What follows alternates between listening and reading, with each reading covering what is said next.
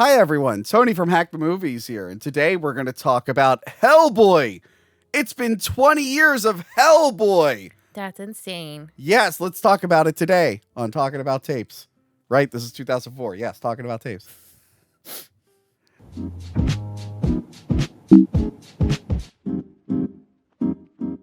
See, if it's before 2005, it's Talking About Tapes. And if it's after 2005, then it's just the Hack the Movie show. Because 2005 is when they stopped doing VHS. Major studios stopped putting films on VHS. Okay. Yeah. Got it. All right.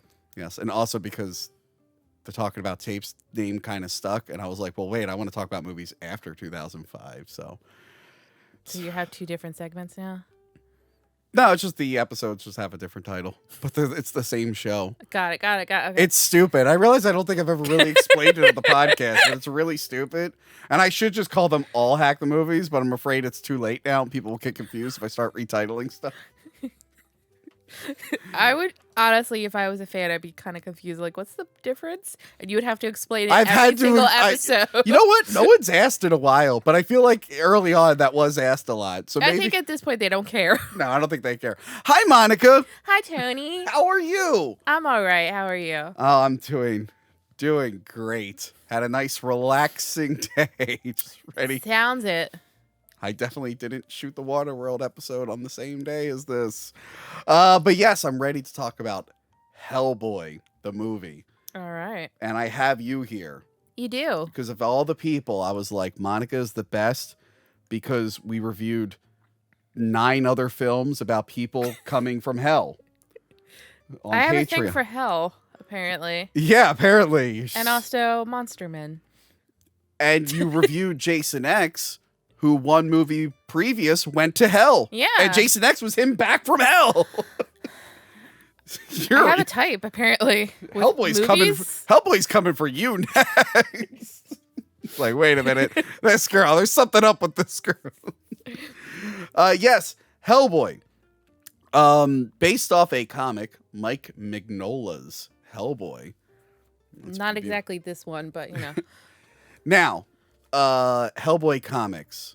Yes. I'm not super well versed in them. I read some in a Barnes & Noble a million years ago, and I retained almost no information. I do know some things from the comics, though, because I really like both of these movies. Mm-hmm. And I remember looking up, like, changes and Easter eggs, so I know some things. Okay. But I imagine you know a little bit more than me. You own a book and a spin-off book, so you have one up on me. I think I have more. It's just there's still a lot of stuff in my garage that I have not taken out, so like I had a hard time trying to find things. Granted, same thing. Probably about 20 years ago, I was really into Hellboy, so that has left my brain. Are you telling me you didn't reread all your books when David Harbour played him a few years ago? Why did you say it like that? Because I'm not sure how to say his last name. I forget how to Harbour. You didn't. That movie didn't make you want to reread your Hellboy books? No, it still did not. Still haven't seen it. Oh, I have. They're rebooting it again. These movies. This is truly a Spider-Man situation. These movies make less money each time. I think the first one barely qualified as a success, and yet they keep trying. But it's like, you just put a Hellboy out and it bombed. Why don't you wait a few more years? Why do they keep doing this? And if you're going to do another Hellboy, can we just finish the fucking trilogy? That's what people really want. Anyway. So yeah, I imagine you know more than me, even though your memory might be a little fuzzy. I'm sure the comments will correct us on everything we get wrong. Yeah, because they're going to have time to be able to look everything up before they make their comments. So, but you're a bigger fan than me because you actually own a Hellboy figure. Oh, that's not yours? Well, it is now. This was part. This was part of the many figures Joe Lascola dumped on me. Okay. Along with the Matrix toys, the Terminator 3 toys, all the Spawns. Okay. Really got me with that one.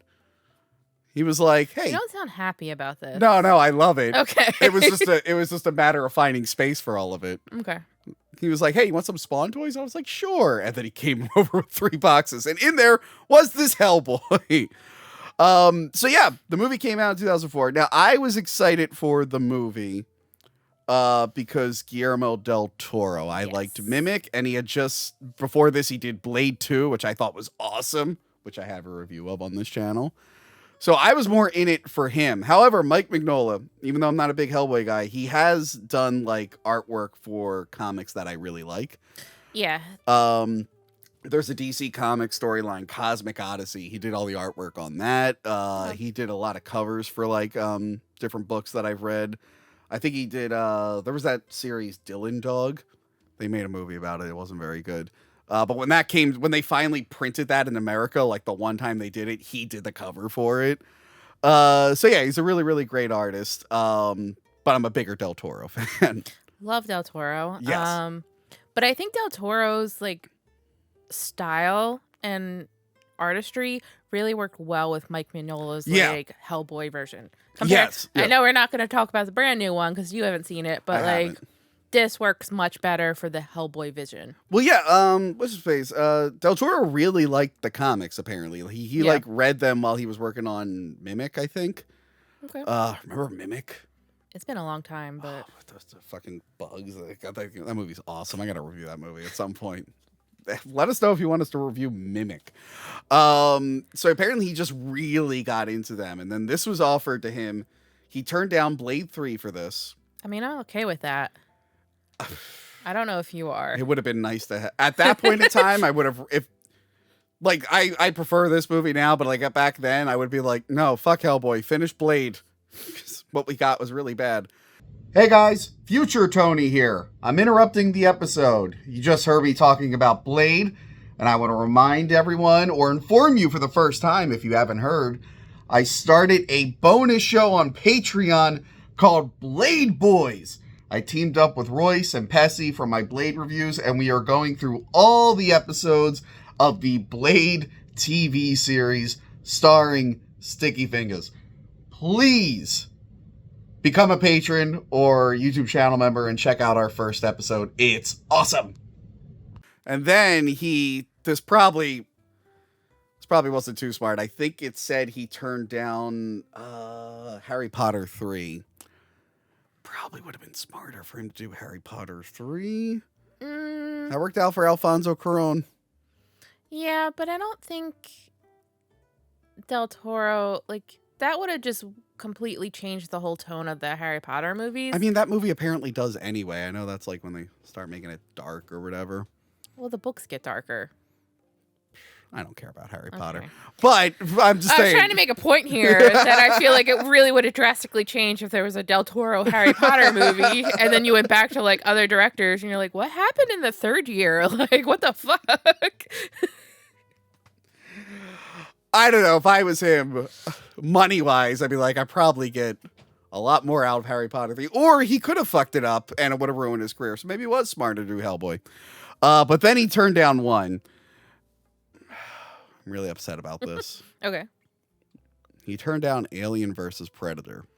Ooh. And now, look, I'm not saying because whoever wrote it would depend on who wrote the script, but seeing the fight scenes between Sam and Hellboy in this, I'm just like, oh my god. At the minimum, we got an awesome Alien and Predator fight scene because we got like one okay one in that movie. And that movie also made a shit ton of money, so it would have been a hit regardless. I feel like Del Toro doesn't care about the money, though. A lot of his movies don't really make it. Somehow some of them get sequels, though, because I remember Pacific Rim came out, and it was like, which we already have a review of, and it was just like, it's okay, and then that somehow got a sequel. It was Well, I think terrible. It's because it was, kind of Gundam kind of come to life, and people were, like, really excited about these big robots fighting monsters, so, like, that was the big draw for it. Yeah. Now going back, I'm like, yeah, okay. I still like Pacific Rim 1. 2 was bad, but he didn't direct that one, so. Did you ever get around to 2? Yeah. Not good. Not good. The anime was okay. I started watching the animated series. Didn't finish the second season. But anyway, he made some changes to Hellboy. They got rid of his hooved feet, or at least they just don't show his hooved feet. He just wears regular boots in this. Yeah, and I don't think the hoof feet would fit into those boots. They look like normal boots. Yeah, although I read something where apparently there is a shot where he's barefoot. Are you okay? Yeah, my sister just keeps texting me. So I was reading there is a scene where he's like Barefoot and Hoov, but with the lighting and framing, you can't see it. Ooh. But I don't know. If they were like this, I think it could have worked. The one you have on your action figure, which actually makes them hard to stand, I don't think that would have worked. You want me to move them or no? Yeah, pick them up. Let's show off those feet. Let's show those feet. Look at these little tiny footsies. that would have looked looks good in a comic, but yeah, for a movie. And then and then his super tiny skinny legs and his big ass body. And then also with the effects, that would have been a pain in the ass effects wise. So I don't mind that change. Jeffrey Tambor, who was an actor you were allowed to like up until a few years ago. What did he do? Well, he yelled at what's her face, Jessica Walters, when they were bringing back Arrested Development. He like yelled at her. The audio went viral. Okay. And then someone brought it up during an interview where they were interviewing the whole cast, and it was very, very awkward. And then I think maybe he got handsy with a girl, or at least he was accused of being handsy with a girl, maybe. Okay. Regardless, you used to hear about him all the time. And I haven't heard about him at all recently. He was a last-minute addition. I don't know who the actor was, but it said the other actor just didn't show up. He just didn't come up. He's like, I don't want to do a movie. I don't know who the actor was. I don't know if they've ever revealed it. That's what I read. What if it's like someone really amazing, and that's why it's not listed? Because he's just like, I don't want my name attached to this anymore. Sean Connery. It was his would have been his last movie. Okay, and apparently the movie takes its story from mostly Seed of Destruction. Mm-hmm. That was like the main plot line of this film. But then it borrows stuff I'm seeing here from The Right Hand of Doom, the Box Full of Evil short stories. I haven't read any of those. So like this one, The Odd Jobs, is kind of like a couple of short stories in there. Okay. So... I mean, comics, sometimes there's those one-offs. Yeah. There's like a whole series. So. From what I can tell, Seed of Destruction was probably like a big storyline. But yeah, this seems like a Monster of a Week series kind of. We're like, Hellboy's got to fight this guy this week. And then it took, there's little homages to something called The Corpse and Pancakes. What's Pancakes? Honestly, I don't know. I've got to look that up. That's the one I want to read the most.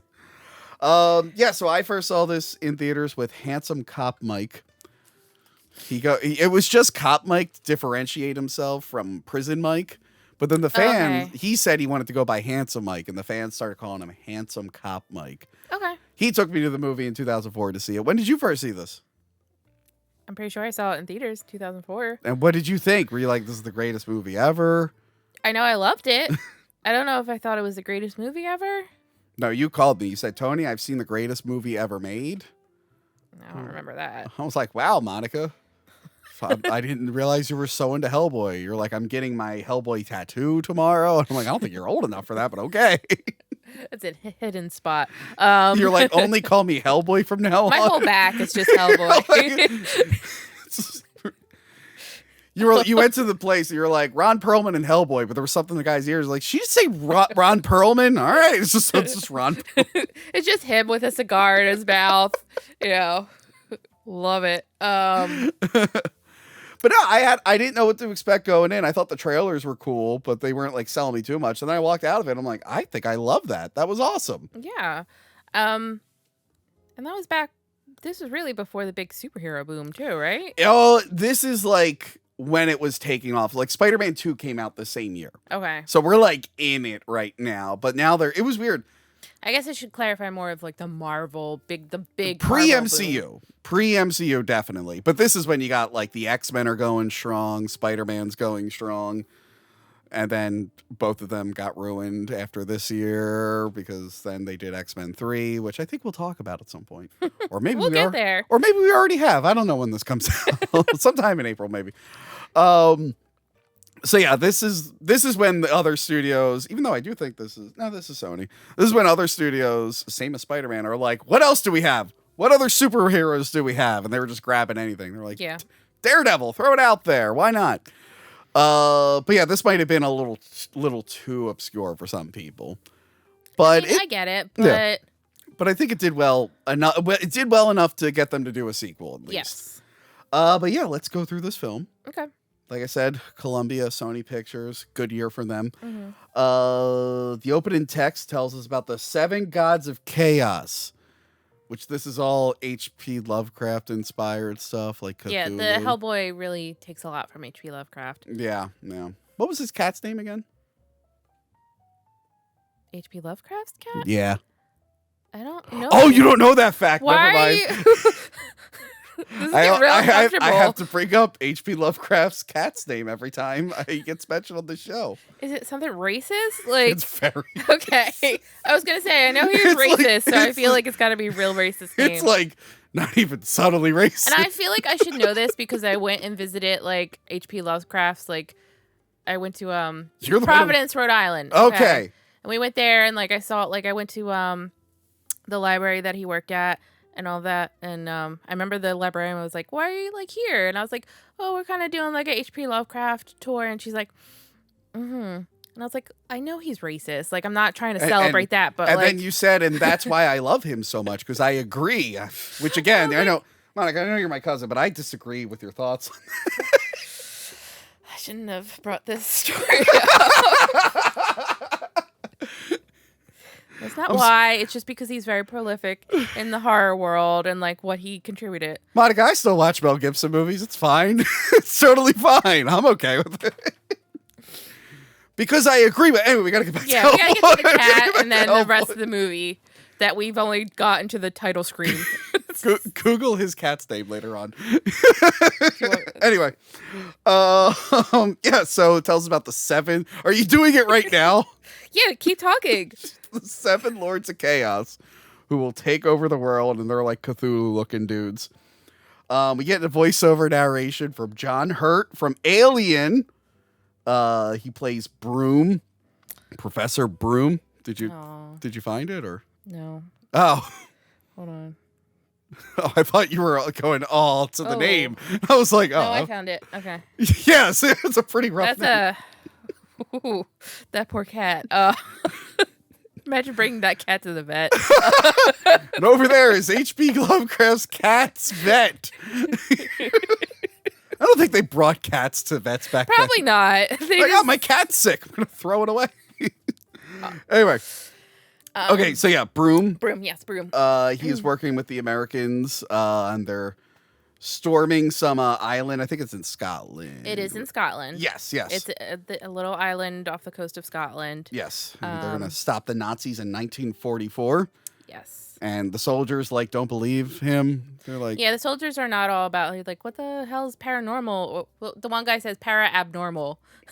Shit. Like, basically like that. And, he's explaining. He's like, well, the Nazis, really got into science and black magic to...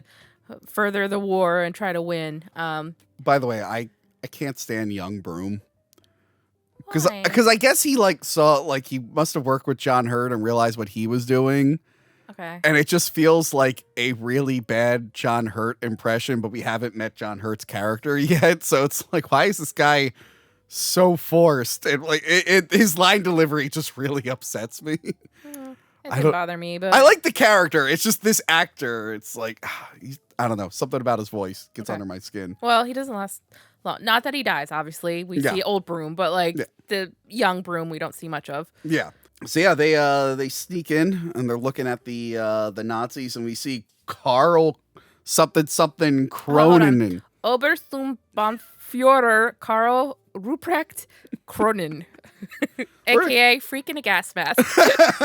I had Robo-Nazi in my notes. Well, the guy calls him, the soldier calls him a freak in a gas mask. Yeah, he is Hitler's #1 assassin. Yes. And he, as I said, he is like a robot But he Nazi. never spends time with Hitler in this movie. He's always with Rasputin and Elsa.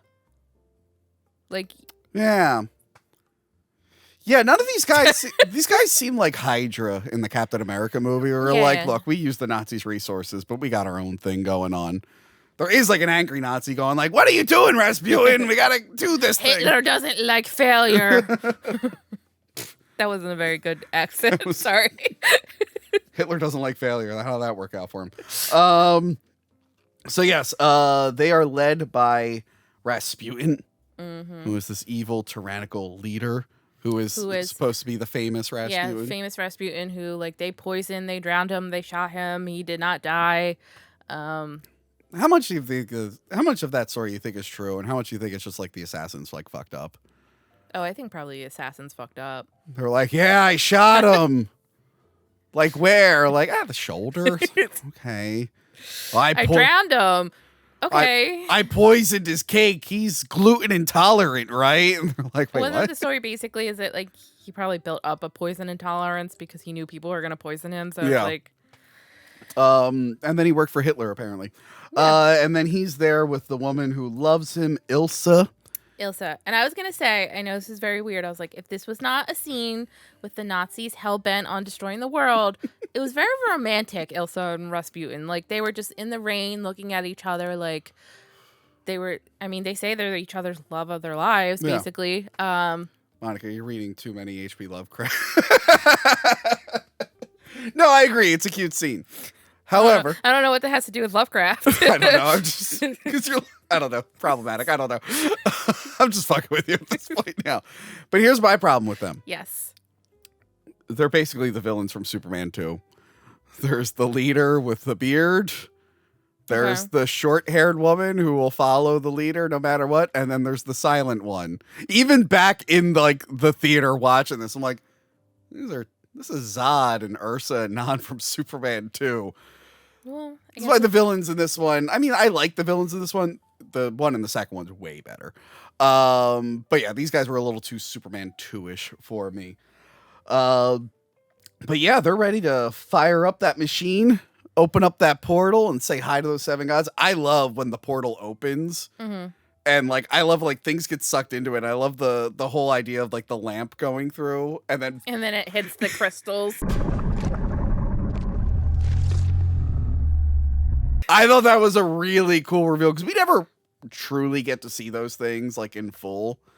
They're always kind of like You mean the Leviathan monsters? Yeah, like I know they break out at the end, but you don't really get a good look at them. They're kind of silhouetted. So I kind of like when we see like little glimpses of them. I know Rasputin turns into one, but he doesn't turn into one of the big ones. Okay.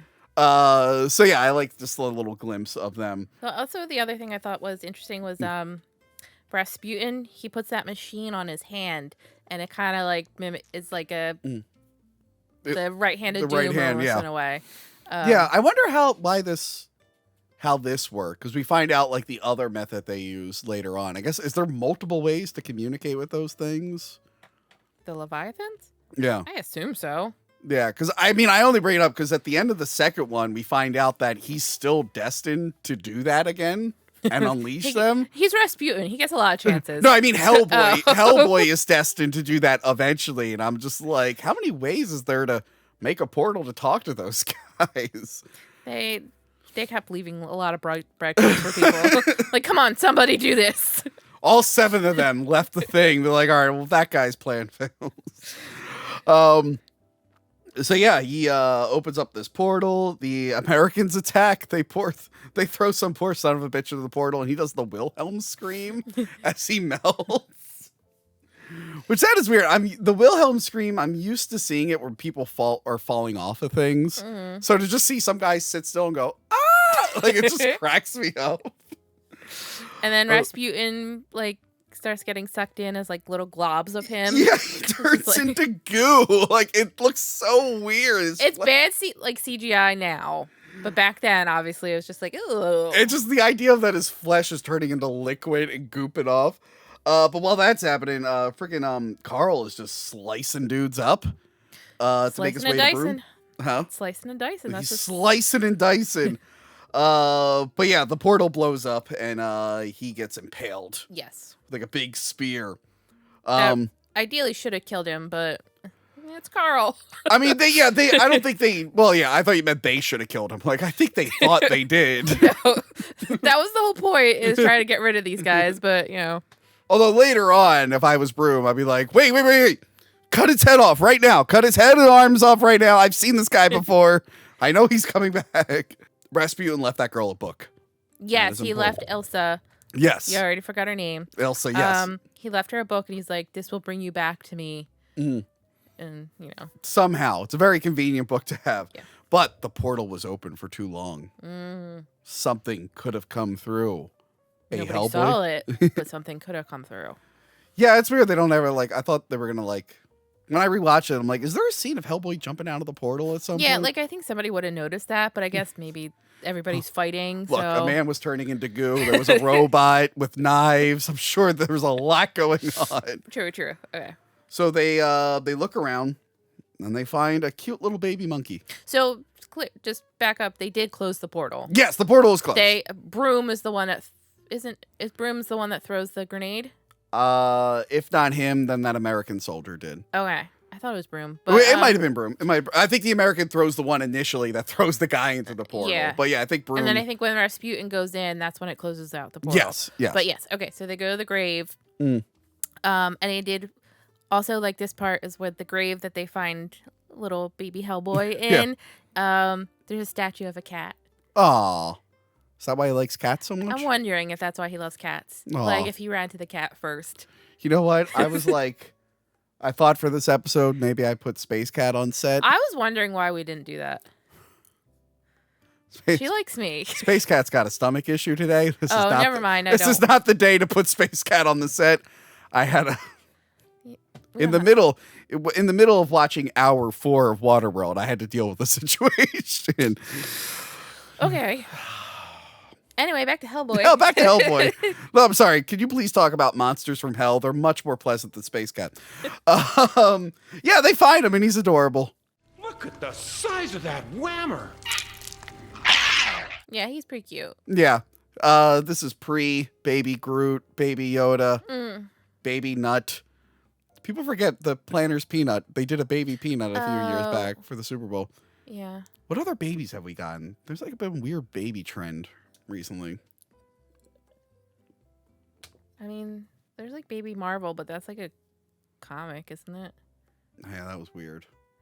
Anyway, they find him. Baby Muppets. Muppet babies. Well, that was before, but yeah. They did come back, though. You're right. You can't find old episodes of that show. Really? They use too much footage from other movies. I guess it's a licensing nightmare. Oh, that sucks. But anyway, yeah, he's scared of everyone. I like when they're like, what's in his hand? It's I think that is his hand. Well, the one soldier goes look at that whammer. Yeah, because it is I like that they're doing 40s references. But yeah, and they tempt him with Baby Ruth's. Baby Ruth's. Which I'm really upset. I couldn't find Baby Ruth. I'm sorry. I didn't even think about it. Monica's I didn't get a Baby Ruth. I was I didn't expect it to. I was in my head. I was this would be great, to add to our display, and then can't find Baby Ruth. Granted, I checked one place, but I didn't want to go to a bunch of stores a fat person and be I need to find my Baby Ruth. Tony, I'm ready.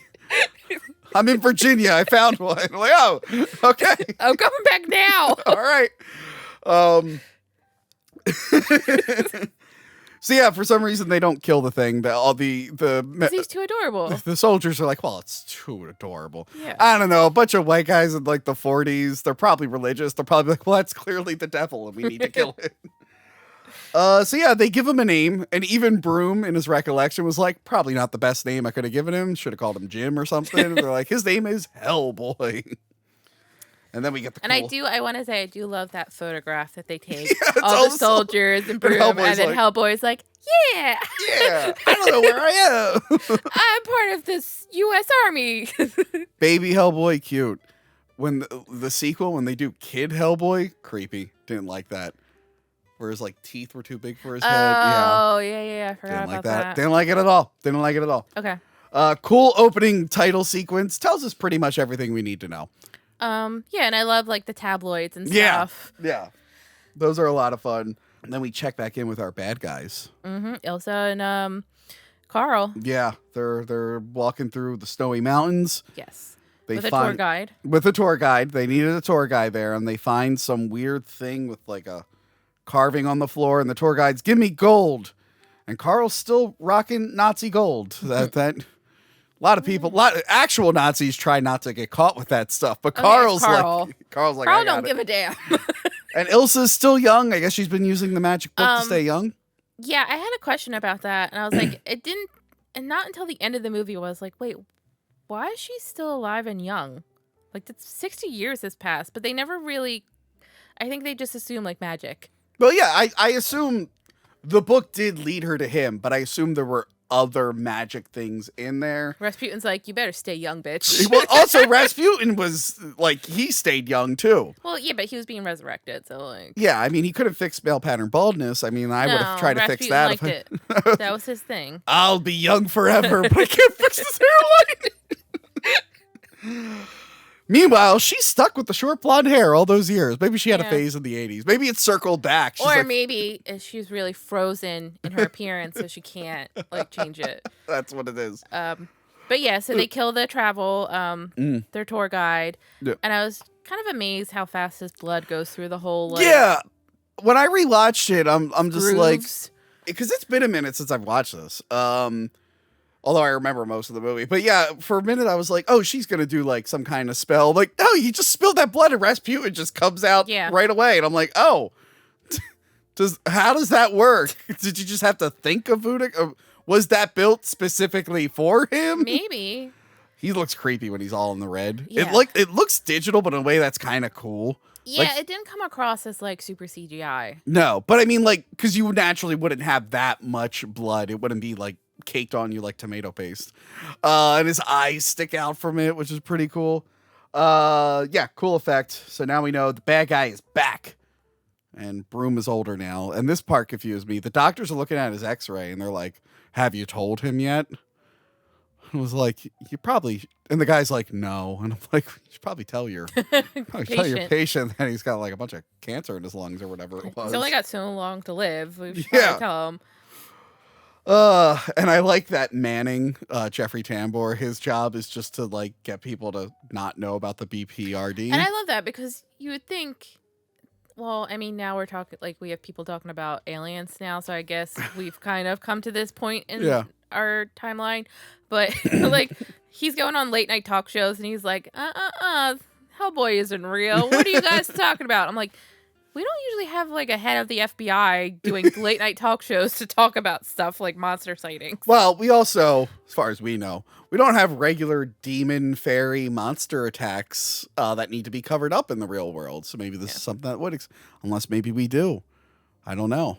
Well, I guess they do a better job of it in the real world. That's probably what it is. Yeah, because I mean, in this movie, there's a few times where it's like, they're not very good at hiding that they're like having like an operation, like doing shady stuff. Oh yeah, we'll talk about the one with the garbage truck. Yeah. So yeah, he's trying to convince them it's not real. The BPRD is in Jersey. Thought that was fun. Yeah. It's hanging out in New Jersey. Myers is a new agent transferring. Now, if I remember, he's not from the comics, Myers. He was made for this movie. He's supposed to be like our fish out of water character. I don't fully remember. Let me know if I'm wrong. Because I think I looked up why he wasn't in the sequel, and I think they were like, nah, that character served his purpose. We made him, he's gone now. I forget what the reasoning is for him not, like in the storyline, in the second one, how they wrote him off, but thought it was hard because he's almost I think they like sent him on a mission somewhere. Something. I don't know, because he kind of, he almost feels like the main character, sort of, in this. Yeah, they kind of play with it a little bit, especially with like having almost like a love triangle. Yeah, yeah. And I think a lot of the trailers showed him a lot, like him coming into the building. I do like the floor that lowers. Yeah. That's always fun. So yeah, he meets Abe Sapien, who looks like the other Del Toro fish man years later. I remember seeing Shape of Water. I'm like, that's basically just Abe Sapien. He had to reuse the like designs. He really liked that design, apparently. He really likes fishes. So Abe Sapien is played by Doug Jones. He's voiced by David Hyde Pierce. But David Hyde Pierce refused to be credited for it because he was just like, nah, he did all the work. And then he doesn't come back for the second one. And then Doug Jones was fine in the second one doing the voice. So I was like, no, I get it. David Hyde Pierce, he was like a big actor. Yeah. Frasier. Thank God he didn't. I heard that Frasier reboot's terrible. Thank God he didn't come back for that. I never really liked Frasier, so Frasier was good. Okay. I don't really want to get into a Frasier discussion. You know, season 3 of Frasier, I don't remember Frasier that well. It's been a long time since I watched Frasier. But no, I think his voice works. I like the character. He's apparently He's Abe Sapien. Yes. Because they found him in a tank that said something Sapien, and they found him the day Abraham Lincoln died. Yes, which makes me have a theory. You know, is Abe Sapien just Abe Lincoln in another form? Or is Abe Sapien John Wilkes Booth? He's a great actor. You know, people, when you look up reviews of John Wilkes Booth acting, they were like, well, it was kind of hard to hear him. He had like a scuba suit on. I didn't understand why he his had a lot of makeup. The prosthetics were real weird. What did he say? He said 6 separate Tyrannus, but really he just went because he didn't know how to talk. What was that? He wasn't really trying to kill Abe Lincoln, but he didn't know what a gun. He didn't know what a gun was. He's like, he eats eggs. He loves eating eggs. No, he eats rotten eggs. Rotten eggs. They have to be rotten. Yes. Which I also thought was funny because like John or Meyer, they just call him Meyer a lot. He's talking to Broom, and like the eggs are just right there, and then it's not until like Broom picks up the eggs, he's like, "Oh, that smells horrible." Like, dude, they would have smelled bad the whole time you were in right from the next moment to them. you were. Oh, by the way, speaking of like Meyer, I think a lot of the agents have weird names in this, like Clay. I think there's a Stone. They all have like kind of rock names, and I think I was reading like Meyer is somehow related to that. They all have like a weird pattern with their names. I don't understand it. I like Special Agent Hair Plugs. We're about to meet him in a second. Yeah. So then John Hurt Broom says, "In the absence of light, darkness prevails." I used to watch the movie Lost Skeleton of Cadavra. It's a really fun movie. Okay. I had the DVD for it, and I watched that movie a lot, and I have like the trailers memorized, and the one is the Hellboy review, the Hellboy trailer. So I've heard this phrase a million times. I've heard this phrase more than I've seen the actual Hellboy movie. I do like also the line, "We are the ones who bump back." Yeah, those were both in the trailer. We're the ones that bump back. They're iconic. So yeah, Broom is like, "Let me show you around. There's the spear that killed Jesus. We have it. Hitler wanted it. Didn't work out for him, I guess. Probably. I feel like I should know this. John Constantine. He's DC. He's not DC. Dark Horse. I was wondering because the John Constantine movie is about like the spear, right? Yeah. Well, it starts off with the spear. He's DC, or what DC's spinoff Vertigo, although he's probably worked into DC. For some reason, I was like, oh, I wonder if they're connected. And I was like, they might have had a crossover at some point, but I don't think they're regular in the same. He teams up with Swamp Thing, I think. Well, Swamp Thing's DC, yeah. I did look up to see if there were any like Easter eggs in this like room. Apparently, there's like a dude made out of stone.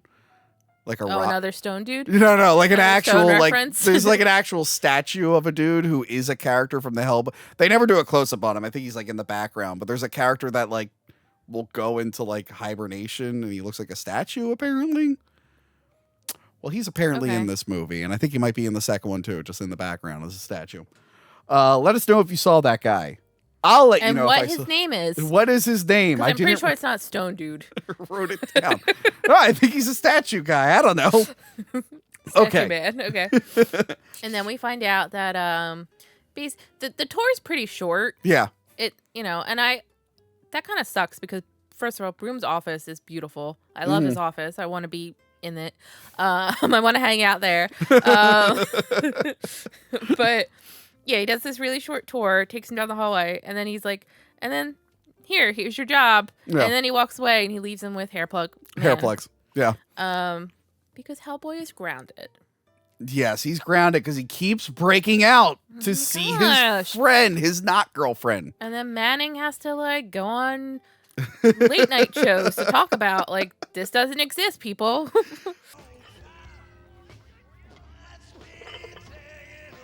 Hellboy. He looked great in it. Yeah, he was. I gotta admit, it's very weird how like Ron Perlman himself is not a great looking man.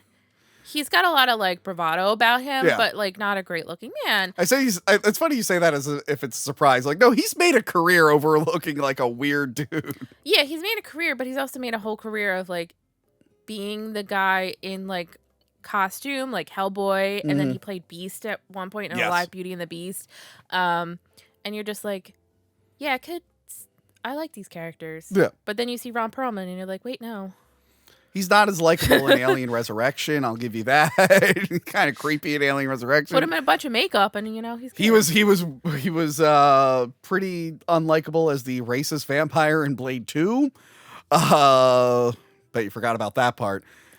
I did. When me, Royce, and Pastor, when we were reviewing that, I'm like, oh, I forgot. Like, he has a really racist line in that, Ron Perlman. But no, I like the way Ron Perlman looks on a lot of stuff. He just looks like a funny guy. Yeah. Bit of a weirdo in real life. If you ever follow his socials, I don't. Don't. If you have good thoughts about Ron Perlman, don't follow. So he goes on. I don't think about Ron Perlman every day. Like, he goes on. What he's up to. He goes on weird rants that are like bizarre. That makes sense. I thought they were fake for years. People were like, no, some of those are real. I'm like, oh god. Anyway. And then we get to meet all the kitties. He really likes cats. Hellboy loves cats. And I think that is something that when I was younger, I was just like, this is a good man. He's adopted all these cats. It probably smells in his room. Yeah. But hey, I like cats. Not mine, but in general, I like cats. Not the one I live with. But I hate her so much. Anyway. Yeah. And you know what? She took over the show. Did you know that? Did you know? The space cat? That one episode? Yeah. Did you guys? She took over the show. I thought she just. Yeah, she took over for one episode. Monica, it's our lowest performing episode of all time, so she's on my shit list. And those two dogs. Yes, I'm higher than Space Cat. Yes, you did way better. I maybe one up. You were in the top 10 of 2023 for Jason X. Aww. Space Cat was at the very bottom. I'm probably 10 though. Right? I'm number 10 out of all your guests. You'll get up there. Don't worry about it. Okay. This one will get 5 million views easily. Yeah, sure. Okay. Every time I say a video is going to get 5 million views. You are the reason I am doing so poorly.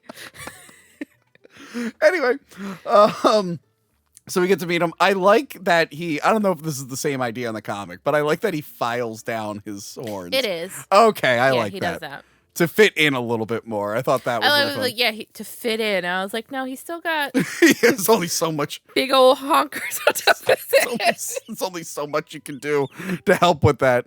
I forget, Mike Mignola, he didn't work on the story I think he worked on the second one. I think so, because I feel like that has more of the influence. Yeah. For a minute, I thought he worked on this, but I like the jab. I mean, I'm sure he probably Well, they obviously used a lot of his work, but I think when it comes to actually writing the script, I think that was the second one he worked on. Mm-hmm. I like that he's making fun of the comics. That's fun. He's like, they never get the hair right or whatever. He doesn't really like Meyer too much. No. Yeah. We also have to talk about his 20 TVs, and then some of them are just replaying videos of Liz. Yeah, that's a little creepy. Creepy. Stalkerish a little bit. Yeah. It is kind of weird that, for an origin movie, you don't really get too much of the origin. We get him coming through the portal, and then he just already has his powers, his job. He already has relationships with people.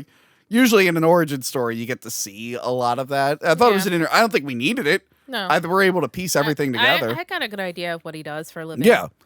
We know that there was a girl there that he liked, and she's not there anymore, and he's upset about it. He doesn't see a lot of people, so that girl meant a lot to him. Yeah. They get told that they have to do a mission. Mm-hmm. They have to go to the museum, and then the Red Right Hand song plays. But hidden in his coat is a red right hand. And I realized this song is more appropriate in this movie than it is the Scream movies. I don't know why they're always used in the Scream movies. I guess because of you're killing people. I guess. And you get covered in blood. I don't know. But this one works because he actually has a red right hand. Well, he's also got a left red hand. Yeah, but the right hand is the one that you like. But yeah, this is the moment where they're like, there's something going on at the museum. And then the girl goes, and now there's a garbage truck. You're right. They're not sneaky at all. Yeah, they everybody, you have to move aside for this garbage truck that has to get to the museum. Yeah. And then all the guards are just standing outside Like, people don't worry about this. What was their cover for their building? Like, what was the fake business they were pretending to be? Was it like a waste management thing? The top of the BPRD. It's not. They have like a cover, right? Or am I mixing this with Men in Black that has like a fake thing at the top? I think you're mixing it with Men in Black. It might be both, though. Maybe they are pretending to be like a trash company or something. So that's pretty funny. I mean, maybe they do, but... Yeah, and then we see that Abe, when he's on land, he has like a scuba thing that he needs sometimes, and then sometimes he doesn't need. It's a little confusing how often he needs the rebreather thing. Well, I think because sometimes when he just came out of the water... He needs to acclimate. He's got all, like, he still has water on.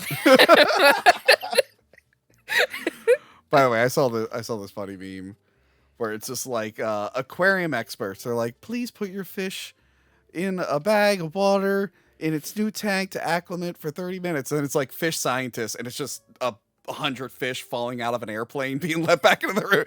It's just funny how like the two people do things so differently.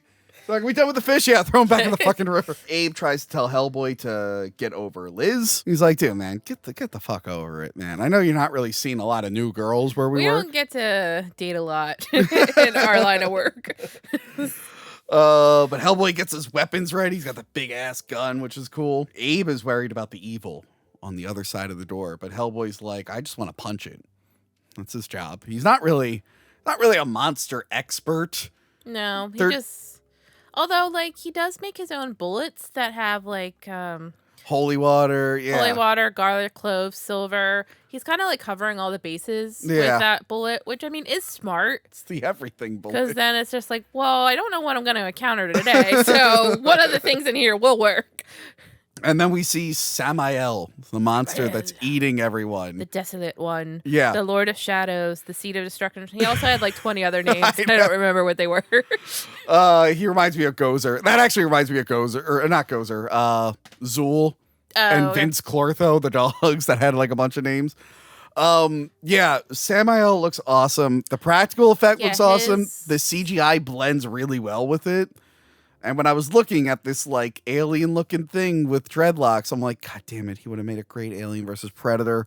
I'm looking at that. I'm like, all you got to do is take the eyes off, and that's a Pred alien. God damn it, this would have been awesome. He was working on it, and then he moved over. But I also like the design of the creature is fantastic. Yeah. But I also love like the intricate like designs in his skin, I guess, whatever it is. And like Hellboy kind of has the same like on some of his body. That's like a big, I think, a Mike Mignola thing. But also Del Toro ended up using that for like the kaijus in Pacific Rim. They also had like those designs, and I think in those they actually glowed. No, I like that look. Yeah, this fight scene's awesome. They beat the shit out of each other. But yeah, Hellboy gets a little overconfident. Yeah. Because he's like, oh, by the way, he's the Hound of Resurrection. He's like, oh, fuck. So Samael just gets up again, knocks him out of a building, and then Rasputin shows up to taunt him. Yeah, and he's like, my boy, my lovely boy, I was your first lullaby. I brought you into this world. His first lullaby. And it's not what you want to hear from a man in an alleyway. Yeah, his first lullaby. Hellboy should be like, aren't you that guy who went wah, wah, wah, as you passed me going through the portal? I think I remember that. Is that what you mean? Was that a song? I thought you were just screaming and turning into goo. So I don't know what the point of him taunting him there was, but he disappears. Myers helps Hellboy. Yeah. With the and fight. Which Hellboy is very much a lone like wolf. He doesn't like people to help him. So like Myers coming to help him pisses him off. Mm-hmm. But then like Myers does kind of, help Hellboy. So then Hellboy's kind of like starts to accept him a little bit. He lets him know that he has a fucking squid in his arm. And I like his reaction. He's like, crap. Like he's not like, he's like, oh, look at that. He chases Samael, but he stops because Meyer gets hit by a car and another car's coming. And then this was another shot that was in all the trailers, him punching the car. And it red means stop. And also before that, it turns out this is like a Halloween parade or something. Yeah. It's ridiculous. Well, it makes sure he can blend in easily. They go into the subway, And like Del Toro like made sure everything was in a subway in this because after Mimic and Blade 2, he didn't want to do sewers again. He's just like, we're not doing sewers again. We did too many sewers. Like a subway. And part of it's underwater, kind of like a sewer, but it's not. It's a subway. They like duke it out. This is when he like goes through the train car, which I thought was fun. But it ends with Hellboy electrocuting himself to fry Sam. But then he forgets about that whole resurrection thing. Yeah, well, I think he figured he like took care of it. But I also love the line. He's like, "I'm fireproof. You're not." And I was thinking, I was just like, I miss the quippy one-liners from 2000s movies. Like, we don't have the same one-liners. Well, now like. And I know they were like horny one-liners, but I feel like. But now we have like the famous examples like, well, that just happened. We have like annoying one-liners. Yeah. The MCU was real popular with like the witty dialogue, and they've overdone it a little bit now, and now it's kind of cringe, and now video games are doing it. But you're right, I missed like these little cheesy one-liners once in a while. When the whole movie is witty jabs and one, it's like, okay, everyone just fucking relax. Can people talk like normal humans for a second? Yeah. He gets born again and separated, and Rasputin's narrating the scene. He's like, my son, you will die come in back peace in 2 and be born again and again. Hellboy leaves. Yeah. Even though he probably should stick around, make sure that monster carcass gets taken. Instead, he's like, I gotta go see Liz. Meanwhile, back in the museum, Abe touches a knife or a blade. A blade, yeah. And he's like, oh my God, Broom, I have so much to tell you. But to make it more convenient, let's do a Vulcan mind meld. And but I'll just they just touch each other's hands. I said the mind meld joke, and I just misremembered that he does the Vulcan mind meld, like with the head. But yeah, you're right. He just touches his hand. And then they're like back in the past, and you like earlier that day. Back in the past. And you see like an hour ago. you see Carl coming down the pillar. I thought that was cool. Carl, Spider-Man. Yeah, so basically the Rasputin and those guys came in, they unleashed the monster out of the thing. My one question from this scene, though, is like Rasputin's, they got like a big jar of sand and they're pouring it out. Where do you get salt from 1,000 Angels? Where is that readily available that you can fill a whole jar with it? Wait, was Sam in the jar with the salt of 1,000 Angels? Something with the salt and then the statue. Okay. I don't fully understand how they both worked. Yeah, where do you get the salt of 1,000 Angels? That's a good question. Heaven, I assume. Why are the angels excreting salt? Yeah, I don't know. I mean, I understand it's a fantasy world. I shouldn't think too hard about it. It's probably just regular sand. If you know where to get salt from 1,000 angels, we will accept no less than that. If you could send me some salt from angels. Some fan mail salt. We're going to get the mailbag. We're going to open up like a fucking can of Morton salt or whatever. It's really like, well, salt and sand.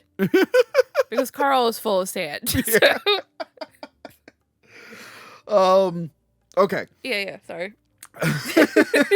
Broom's like, oh my God, they're back. Those assholes. It's been 60 years. Yeah, but then Abe touches him like, oh my God, you're sick, aren't you? And he's like, yeah, a little bit. Like, why did it also take Abe that long? Like, this is... Yeah. I feel this is inappropriate saying, oh, this is... Oh my God, everyone keeps messing this up lately. Oh my God, I'm sorry. This is going to come out wrong, but has Abe never touched Broom before this moment?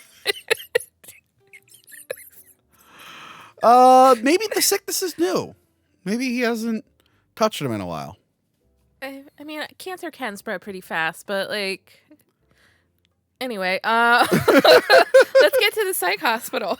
Yes, back at the psych hospital. Yeah, Liz... It's a max security psychiatric hospital, by the way. They don't look like it. It really didn't, but... Yeah, Hellboy says hi to Liz. He brings her beer. Probably shouldn't bring that to a psych hospital, just saying. But yeah, he really wants her to come back, but she's like, no. She's like, I don't like it here, but I haven't had an episode in months. And because we find she's a pyrokinetic. Yeah, she's pyrokinetic. I like the effect with her, how she does like the blue flame. It looks cooler later on when she has that like whole meltdown. But for whatever reason, working at the BPRD wasn't helping her. No. So she wanted to just get out, and she's doing better. And she's basically just like telling Hellboy, like, come on, dude, get over it. Yeah. Like, she's like, I'm trying to heal. Yeah. So I need you to just leave me alone. Yeah. Because she's suffered some trauma. We learn what that is a few scenes later. But she basically says, like, if you really cared about me, you won't come back ever again. I'm like, that red monkey guy is not going to take that well. Nope. So, yeah, now they're working on Hellboy. They're fixing him up, stitching him up. I do like earlier where he was like, it won't kill me, don't you? Yeah, he's like, yeah. I don't have the line written down, but he's basically like, Liz will be the death of him. Yes. So yeah, they're working on him while Broom's like, you got to be more responsible, buddy. What happens when I'm not here? But that's when they find out that like the thing that was in him laid 3 eggs in like 5 seconds, which is gross. And I like when he goes, he didn't even buy me a drink. So yeah, their plan is to go back into the subway and look for eggs. And while this is happening, Myers researches Liz and learns more about her. And then we learn more about her because Rasputin has that really cool reveal. I mean, it's a simple effect, but I like the security guard comes in, puts the flashlight everywhere, flashes in her face as she's sleeping, which I think is rude. And then as soon as he shuts the door, Rasputin comes out of the shadow. I always thought that image was cool as hell. It was pretty cool. Yeah, and Rasputin kisses her head. Gross. Because she's got a little scar. And he gets her to dream about when she was a little kid and kids were bullying her. They hit her with a rock and she like freaked out and blew up Pittsburgh. Yeah, and they called her a freak. Yeah. Yeah, she blew up. Well, she incinerated these kids. You don't really see them get incinerated, but that's what happens. It's PG-13. Although I will say, because it's mostly monsters, this movie is pretty violent. It's pretty more violent than you would expect. And then, in case in point, because she's dreaming this, she does have her pyrokinetic episode. Yes. And she blows up pretty much most of the psych hospital. Yeah, pretty much all of it. Well, there seemed to be, they talked to one doctor later, so there's some survivors. I do like that she has, a blue flame that protects her, and then everything outside of that is, the red flame, which is kind of cool. I also love the effect for it. It looks like water, pouring off of her, even though it's fire. I've always enjoyed the effect in this scene. I also like Selma Blair. She's a pretty good actress. She's great. Yeah. I love her, and I'm, she's doing much better now. But yeah, I saw that. Yeah, she popped up on something. I'm like, oh wow, she's looking a lot. She's not looking a lot better, but you know what I mean. Yeah, she has her MS more under control now. Yes, where it was a little rougher a few years ago. She was pretty good. She only had a few scenes, but her and Parker Posey were sisters in Lost in Space, the Lost in Space reboot on Netflix. Did you ever watch it? Yeah, the show. Okay, so the Netflix. Wait, Selma Blair was in it? Yeah. Oh, yeah. Parker Posey was very few scenes that you saw. Okay, yeah. But I always like when she showed up in that. The Lost in Space reboot was so good. I never finished it, but I know I liked it when I first started watching it. Guess what? It's a Netflix series that actually has an ending. Oh, okay. So you can finish it, and you'll be satisfied. Not like what they do with their other shows, where they're like, all right, cliffhanger, all right, it's canceled. Next show. Like, wait. And is that the girl, the one main daughter from Lost in Space? She's dating Harry Styles now, right? Or am I mixing people up? I think you're mixing people up. I don't know. I don't know anything about them. I'll look that up later. Look it up later. Anyway. I'm going to be accused of being racist if it's not the same girl. Selma Blair, good actress. Good actress. Well, you're already on a list because you're H.P. Lovecraft obsession. I don't have an obsession. I never read all the H.P. Love. I actually haven't read any of the H.P. Lovecraft books. Oh. Because I'm like, I don't think I could do that. I have them all memorized. Anyway. Okay. Myers is convinced he could bring Liz back. Even though he's kind of there to watch over Hellboy, basically. He's now making this part of his mission. And is he doing it for the love of Hellboy or for Liz? I think he just wants to help people. Yeah.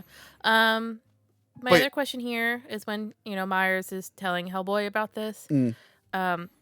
how much of our taxpayer dollars are going to feed Hellboy?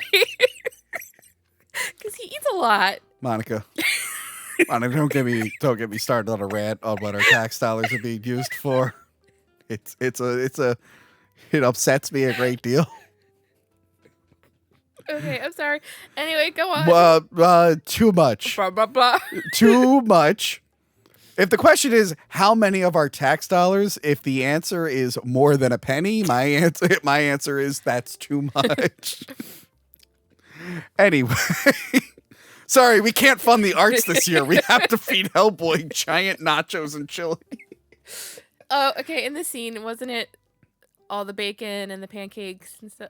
Or was that another scene? I don't know. That might have... No. Oh, wait. The pancakes are with this scene. Yeah. The chili is later on. Yeah, because Liz is there when... Yeah.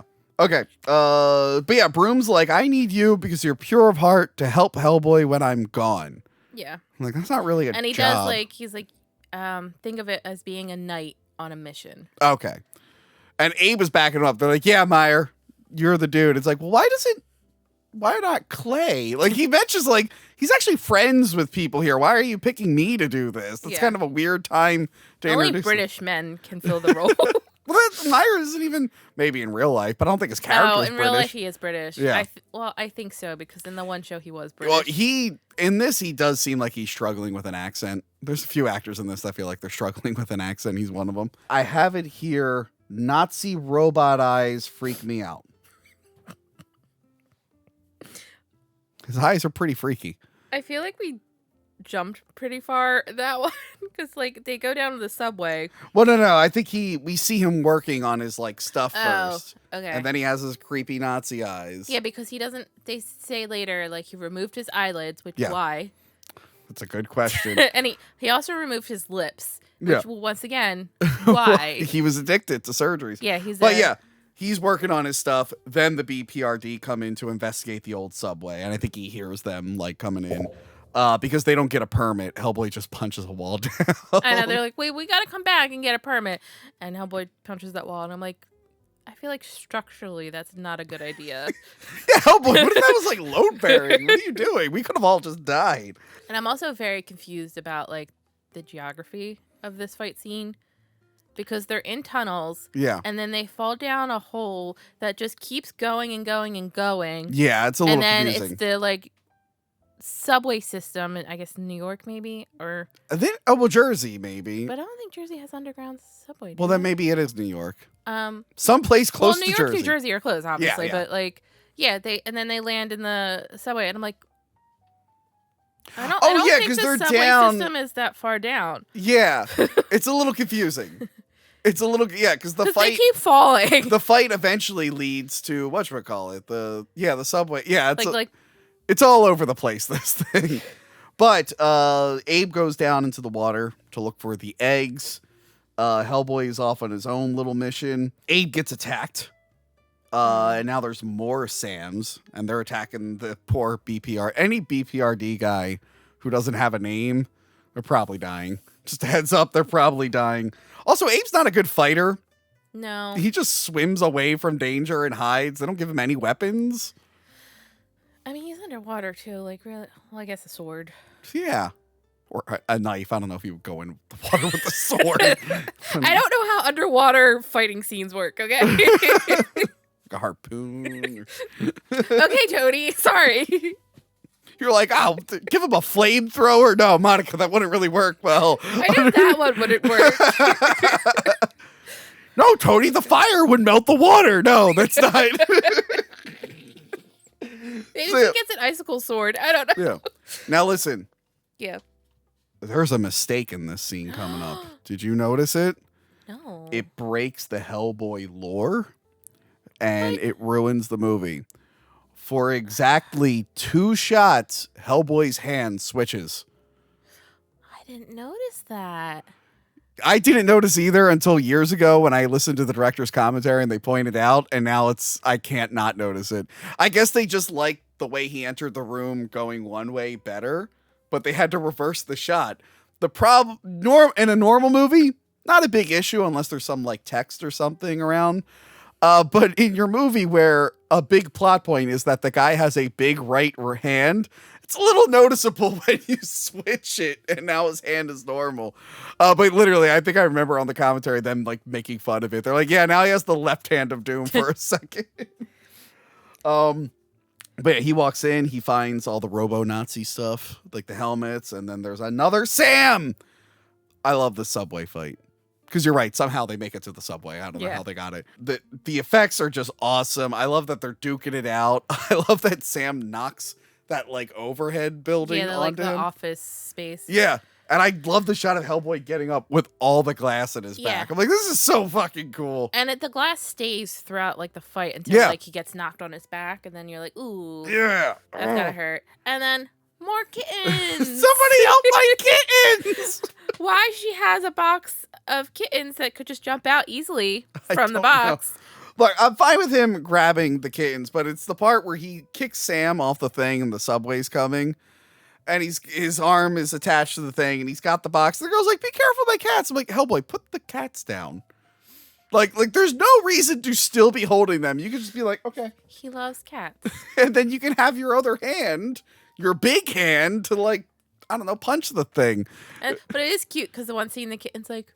It's like peeking. So yeah, the subway splatters that Sam. Of course, there's going to be more. Yeah, all the eggs start to hatch. That's not good. That's not good. And Hairplugs gets confronted by Robo-Nazi Carl. He shoots him and then sand comes out. Is this sand or is this the salt of 1,000 angels? Maybe it's the angel salt again. And I'm just thinking it's sand. But I'm also like, I thought about this too because I was like, sand's really heavy. And this guy, Carl, moves around like a ninja. How is he moving so easily with sand lubricating his joints that are really old? So like, I don't know how his biology works, to be honest. He's twisting things. Yeah, that's the thing. So he makes it look like he's dead. He like twists the thing to like stop his heart. I like his little thing. He stabs the hell out of Clay. And the spoiler, a few scenes later, they mention like, we don't know if Clay will make it. And I'm like, he's still alive? Oh, really? Yeah. I think Jeffrey Tambor has a line going like, we don't know if he'll make it. So now I got to like watch the second one and be reminded. He's not in the second one, I don't think. He wasn't? Maybe he did. I don't remember him in the second one, but... Well, I'll find out. Okay. I'll find any excuse to watch Hellboy 2, The Golden Army. I'll take it. So yeah, Manning is chewing out Hellboy. That's when he brings it up. He doesn't think he could trust Hellboy. He's like, once all the monsters are done, we're left with you, buddy. And then Hellboy gives him a reason to not trust him. He throws a fucking... Okay, so Abe's in like a tube because he's injured. Yeah. And then Hellboy just picks up like some gas tank thing. It's like, what if that was something Abe needed? Why did you just pick that up? That's really bad. And then, of course, Manning's that's like... the thing, like, Hellboy is very flies off the handle very fast. He's very much like a child. Hot-headed. Yeah, he acts like a teenager. Granted... He ages differently. Yeah, so he could be in his teen years. And also, he's sheltered. He hasn't really been out in the world and, like, lived with people. Liz is back, but she's not happy about it. She doesn't really want to be there. I do like when she goes into Hellboy's room, and he has all the half-written notes for He's, like, trying to, like, put his feelings into words. That was very sweet. He's like, what's another word for need? He's like, need's a good word. He's like, it's too needy. But then this is, Liz, you know...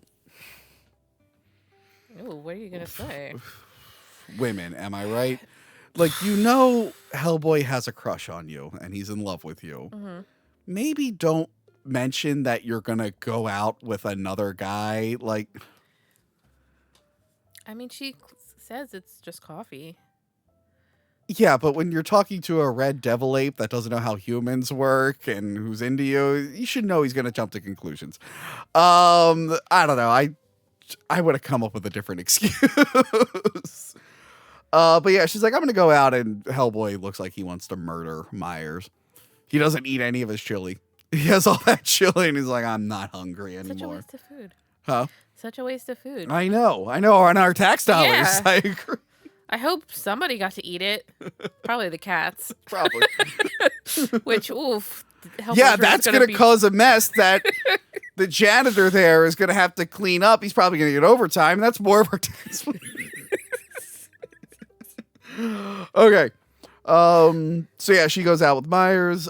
Broom is doing an autopsy on Carl, and that's when he brings up, like, what the fuck's wrong with this guy? He's like, he's got a surgery addiction. Yeah, I like how they never really give you a good look at his face. Like, even later on, he's got, like, his hand over his face. They were pretty good with that. They had the one shot of seeing his face. They never give they you... like show that he doesn't have the lips and he doesn't have the eyelids. Yeah, they do like close-ups, but they never give you like a full-on shot. And then the one time they do, he's got like something in front of it. I just thought that was interesting. It's a good way to get us not like used to it, so it looks creepy every time we see it. I talked about it recently, Face Off with Nicolas Cage. When he wakes up and he has no face and it's like all the red meat. They do a good job of only showing you like a few frames here and there. I'm like, I like that. That's actually more effective, even though we love Hellraiser, so we love skinless people.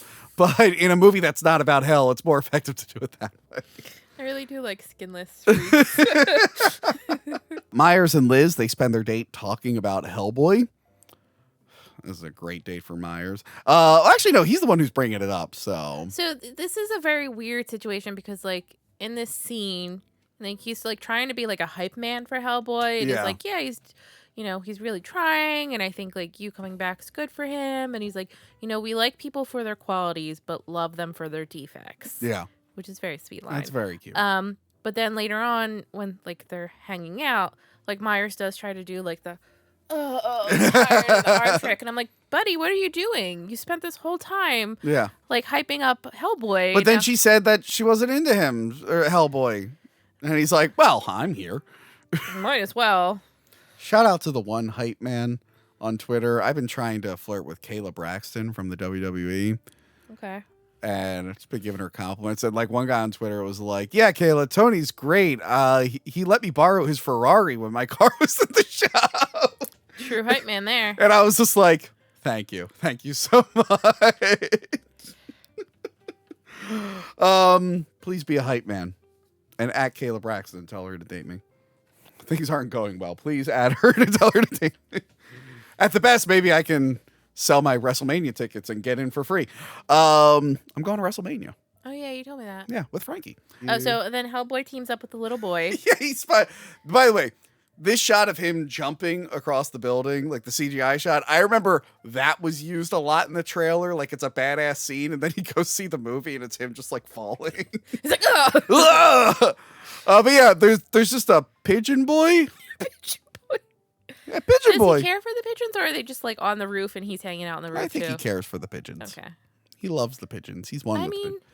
Did you ever have you played the Spider-Man 2 game? The new one? Yeah. No, I don't have a PS5.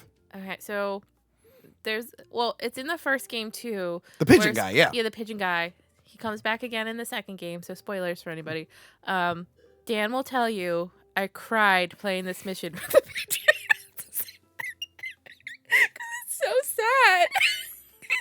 I wasn't expecting you to say you cried over the pigeon mission in Spider-Man 2, the video game. I did, though. Did you cry over the balloon missions in the original Spider-Man 2 game? I don't think so. My balloon! Anyway, is the Spider-Man 2 game good? It's okay. I mean, it's more of the same. Like, you're swinging through the city, you fight some monsters, Like, some of the effects are cool. I heard the Venom stuff was a letdown. Yeah. Well, thank God Tom Hardy's giving us that third movie to make up for it. Can you not free roam as Venom? I heard you could free roam as Venom, and then they took it out of the game. Am I mishearing that? Yeah, I don't think you can really free roam as Venom. But apparently you could. Well, you do get the suit, like Spider-Man's suit, like the Venom version. Yeah. And you can do that, but like not as like I think like you can swing through the city as Venom, but like it's kind of the game is kind of like, hey, come back to what you're doing. Wow. Yeah. Maybe one day if I get a PS5, I opted for the Xbox One or the Xbox Series X instead. Okay. It's good. I like it. It plays old Xbox games and runs them like that. Runs them so fast. Anyway, so yeah, they're spying on the date. While this is happening, Broom is investigating notes that were left behind. Mm-hmm. and he finds a note from Carl about Moscow, and then Carl wakes up, and that's so creepy when he gets up. And I just don't like it. It's freaking me out. And then Carl is so seductive coming down the spiral staircase. Like, he's just like... Yeah, he's like, and then Broom is just ready for it. He's like, all right, where's Rasputin? And then Rasputin's just like, I've been leaving little clues behind. I need Hellboy to get where I need him to go to do my plan. He said it a little better than this. But yeah, he said it more eloquently. His plan is to unleash the 7 Lords of Chaos, and he's going to use Hellboy to do it this time. Also, Rasputin, so he's not one of the 7 Lords, but because he's been resurrected so many times, he's like slowly becoming like them. Or he's got like one in him that's like, basically, I don't think his body is even him anymore. I think he is that He's like a meat suit, basically. Yeah. He's like, the master came back with me, and then his face is all like, blah, blah, blah. Guy's face is turning into liquid. It's got tentacles in it. And he still has a girlfriend. He still has a girlfriend. And I don't. Kayla Braxton, tell her I'm single. Tell her I'm single. I think she does a great job interviewing those wrestlers. I don't know why that's become my mission. I like Bailey, too. She's cute. Anyway, just need a wrestling girl. That's what I need. Broom accepts his fate. He's like, okay. Yeah. I mean, honestly, he knows he's going to die soon. So, like... Yeah. And Rasputin and Carl are very, like, kind of how... Yeah. When they kill Broom. They're like, we're going to give you this mercy. It's going to be quick. Mm-hmm. And they do. They make it really quick. So I was like, that's really nice of you guys. Yeah. We think you're assholes, but like, then you do this really sweet thing of killing an old man. But I like back at the date, Hellboy's trying to ruin it by like throwing stuff at Meyer. I thought that was pretty funny. But yeah, then the cars show up, and he realizes something's wrong, and then everyone finds out that Broom's dead. Yeah. And they're all sad. Was this more or less sad than the pigeon mission in Spider-Man 2? This was actually less sad. Oh, okay. I didn't cry. I'm gonna have to watch a Let's Play to know what the fuck this pigeon mission is. But we also forgot to mention how Rasputin gives Broom like a glimpse of the upcoming apocalypse. So yeah, his plan to unleash him, he shows him what it looks like, and then that's when we see Hellboy with the full-on horns and the flaming crown. And he's even glowing. Yeah. His symbols start glowing. I thought that was a cool thing and there. Like, basically, the city's destroyed. Everything's on fire. And it's kind of like the Zack Snyder scene in Justice League. They're like, everything's just dusty. Monica, please don't compare. Don't compare this movie that I actually really like to Zack Snyder. I'm just trying to give like the apocalypse vibes. And like the Leviathan monsters, like their tentacles are like hanging out from the sky. Yeah. So... Is that all their plan is to do? Is just hang out in the sky? And... Yeah, it seems like that's their only thing, to be in the sky and, I guess, slap buildings around? Or are they unleashing other monsters? They probably are. Yeah. And, like, causing people to go insane. Yeah, probably. So Hellboy doesn't seem to be enjoying it. No. He's lonely. He is. So then the funeral scene happens. They have the sad funeral scene. Everyone's crying. Hellboy's hanging out on the roof. And he's holding on to the rosary of his father. Because his father was very Catholic, even though I feel like a lot of what he's seeing might contradict that religion, but whatever, we'll go with it. Abe and Liz, they talk about Hellboy, and they're like, we should all be BFFs. And Abe's like, look, I can't take care of him, so can you please take care of him? And then the BPRD, they decide to go on a mission to Moscow. Not to be confused with Police Academy Mission to Moscow, starring Ron Perlman. This is a different Mission to Moscow featuring Ron Perlman. I think he was the bad guy in Mission to Moscow. That makes sense. It's the only thing I could tell you about Mission to Moscow is Ron Perlman's the bad guy. I didn't even know that was a thing. There were a lot of Police Academy movies. They went on a little too long, if you ask me. So yeah, Hellboy, he pours his heart out to Liz. I can promise you 2 things. 1, I'll always look this good. But apparently Del Toro said that to his wife at one point because she was making fun of how he was dressed or something. I guess he was real proud of that line, so he worked it into the movie. Now they arrive at a cemetery, but they can't find this mausoleum. I know, it's a toughie. Who are they going to ask for directions? A Dead man. Ivan. I love him. He's my favorite. I love Ivan. He's my favorite character in the whole movie. I love this guy. He's a sassy little corpse with half a body. Which, by the way, the new Dungeons and Dragons movie had that whole scene where they're waking up corpses. And it reminded me of this, but it was way funnier in that one. But for this, I love Ivan so much. He's like, "What do you want?" That's his first. You stupid big red ape. He's like, "That way, red monkey." And also to point out, like, Hellboy's the only one that understands him. Nobody else does. Yeah. So I guess Hellboy just well-versed in Russian. And he's had a lot of years to practice, I guess. They get into a room, and he's like, "We should be fine if we stick together." And, of course, they all get separated, like, on cue. And this castle design... They're in a castle, right? Or what? Not a castle. Fortress. It's like an underground dungeon. Let's call it a dungeon. Okay. Or catacomb dungeon. But it's very Del Toro. Yes. Like, there's the cogs, and then there's the loves those cogs. Loves them cogs. I'm going to clarify. I'm saying cogs. Like a clock. That's all I need. But keep going. All the intricacies in like the stonework and like the murals and stuff like that. So I did love that. Like the set design is great. Ivan gets handed to a random agent. This is bad news. This is bad news for Ivan. Because as we all know, the normal BPRD agents just don't have much luck. All time. I don't know why they line up for this job. I don't know either. But like he passes Ivan to the guy. The guy's so negative. Hold him.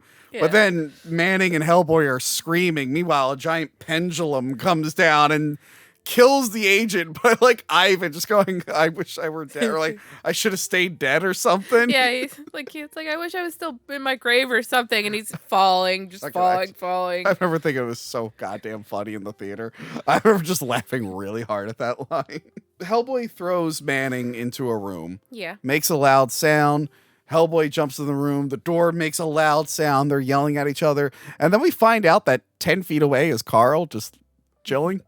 Carl. And then he's like, "Be quiet." And the Manning pricks his finger. And then that's the sound that fucking Carl hears.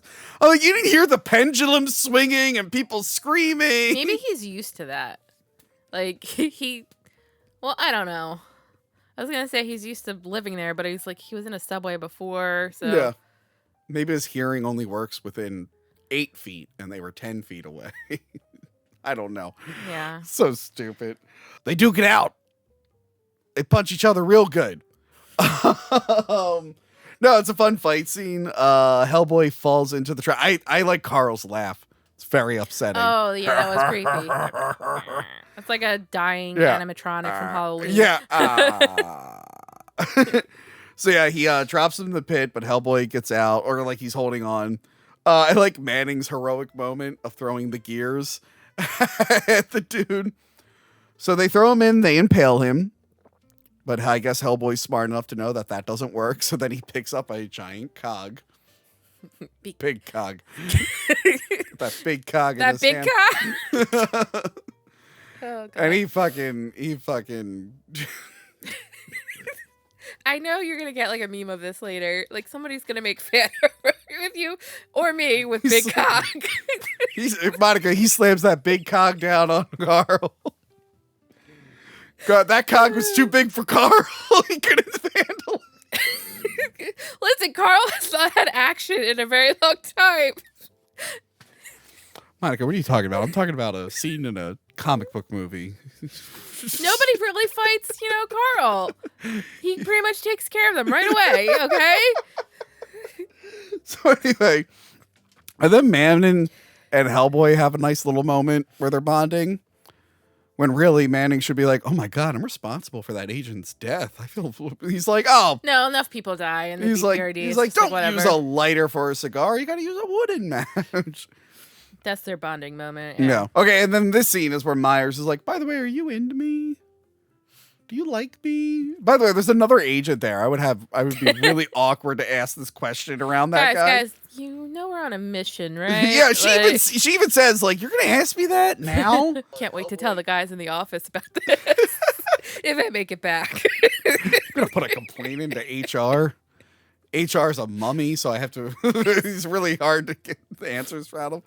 But yeah, Hellboy interferes because all the Sams attack. They find another nest, and he's just punching them. I mean, they overpower him. But Liz can stop it, but she hasn't fully figured out her powers, so she asks Myers to hit her. Yeah. It's like, hit me. It's very Fight Club. Hit me. Yeah. But then she goes into one-liner mode. She's like, you should be running. Like, dude, I guess he was being inappropriate in the workplace, but I guess you should be like, hey, get out of here. Yeah. It says she's like, you should be running. But yeah, she like burns all the Sams and the eggs at once. So they can't regenerate. Yeah, so there is a way to kill him. Yes. So yes, you just have to do it all at once. Like in Godzilla King of the Monsters, the new one with Ghidorah. I haven't seen it. Well, Ghidorah in that version can regenerate. So Godzilla has to go nuclear by bonding with Mothra. Cool. Yeah, it's pretty awesome. Yes, so she burns them all. They all pass out. Myers wakes up for a second. And the bad guys are there like, look, this one's awake. And we have a grenade belt now. Thank you, buddy. That's right. They were supposed to use the grenade belt, but they didn't for some reason. I guess what's-her-face thought her way was better. We fast forward. They're all kidnapped. Hellboy is chained up. Myers is chained up. I don't know why Myers is alive. He matters not to their plan at all. They should have just killed him. I guess maybe if they wanted to like do a blood sacrifice or something, I don't know. Maybe. Or but feed it to a Leviathan. I don't know. They're breaking the timer, so they can't use the timer on the grenade belt. Yeah, and Rasputin, he's just like, hey, will you do this for me? And Hellboy's like, no. And he's like, well, I'm going to suck your girlfriend's soul out. I also undressed her at some point. I also undressed her. I swear the fire burnt her clothes. And Hellboy like, no, that's not how her powers work. I'm like, oh, shit. I'm just a pervert. Right? So, yeah, he sucks the soul out of her body. And Hellboy reluctantly decides to go along with the plan. He says his real name. Forgot to write it down. What's Hellboy's real name? Oh, it's really confusing. Well, obviously, Monica, his name is Amung Unrama. Anung Unrama. Repeat it. How did you forget that? I don't know, Tony. Just rolls off the tongue. I don't know. It's like Steve. You can't forget that name. If only his name was Steve. Should have been Steve. Anyway. So yeah, he says his name. He grows his horns back. His flaming crown is there. What does that happen every time he says his name? I believe so because they do it in the reboot movie as well. Oh, so if he's just like, yeah, this guy's calling me Angu Nanrama. Oh God, oh, another back. I feel like there's like situational, but so anyway, he's like, okay, I'm gonna do this, and then they have the big like stone. Yeah. Key or no, Hellboy is the key. The right hand of Doom is the key. Yes, the locks are in there. Yeah, the locks are in a stone pillar. And they shoot a laser into space. And this was before every goddamn superhero and sci-fi movie was doing it. The laser. I feel like you're really upset about lasers. No, it was like a thing for a while. Avengers did it. What was the other one? The Fantastic Four reboot did it. Transformers 3 did it. Occasionally they would like switch. Send a laser into space, or they shoot a laser into the sky. Like the sky laser was a thing. Sometimes they would change it. With Man of Steel and Star Trek 2009, the laser was from space and came down to the ground. So that was their way around it. But no, the whole like shooting a laser or opening up a portal. This movie is the one that did it first. Cool. So they're all ripping off Hellboy. You do not take note of space lasers and portal open. I should take better notes of when lasers happen in space. What are your top 10 favorite movie lasers? I'm kidding. You don't have to answer that. So he opens up the one, and then this releases the Cthulhus from their crystal prison. Yes. And they're like, blah! How do we move in space? How do we propel ourselves in space? They have all those legs. The tentacle Yeah, legs. but there's no air or anything to push off of. They would just flop around in space. I don't know. They figure it out. The magic. So are they in like a dimension or are they in space? Like, could you get in a spaceship and go find them? I think they're in a dimension. Yeah, probably makes sense. All right. Oh, wait a minute. During this, Yes. Rewinding a little bit, Myers tries to tell Hellboy not to do it, and Elsa hits him in the face with a mallet, and I was like, he'd be dead. Or at least like his jaw would be broken or something. I don't know. Literally, later on when he's like, "You're gotta be a man," he wouldn't be saying that. He'd be going, like drooling. She hit him like right in the head with a mallet. He'd be so fucking dead. Maybe Myers has a special ability. Maybe that's it. He's immune to head injuries. That's his only power. And how does he stop Hellboy or get Hellboy back from the brink? With the power of Jesus. Yeah, Jesus saves. Yes. Just remember that, folks. Jesus saves. Exactly. This is a Christian podcast now.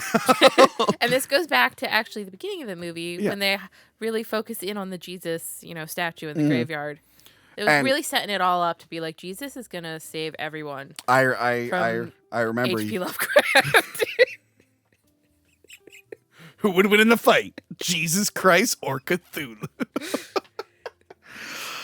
But yeah, I was in Catholic school at the time, and I questioned my I faith. was too. Yeah, I questioned my faith at the time, and then I saw Hellboy, and I'm like, no, everything I'm being taught at school is real, and I love it. Yeah. I'm sorry I doubted you, Jesus. Hellboy brought me back. I feel like nuns taught me different stories, but yeah. We're not gonna get into that one. How was all girls Catholic school? I think that's fine.